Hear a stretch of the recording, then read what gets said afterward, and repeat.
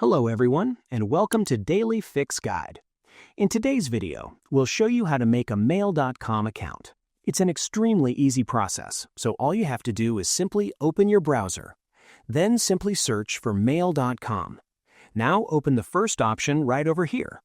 Now over here, all you have to do is simply click on Sign Up at the top right. Then just simply enter your first name, your last name, and date of birth. Then click on Next. Over here, you can choose your email address. Then simply select your country. Then again, click on Next. Now simply enter your password.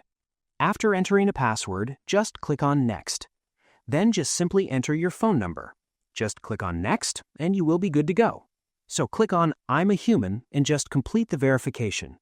After that, click on Agree and Continue. And that's it. After that, your account will be created and you can use the email as you want. So that's it. Now you know exactly how to create an account on Mail.com. I hope you found this video helpful. If you did, please give this video a thumbs up, share it with your friends, and subscribe to the channel for more helpful videos. So thank you for watching and take care.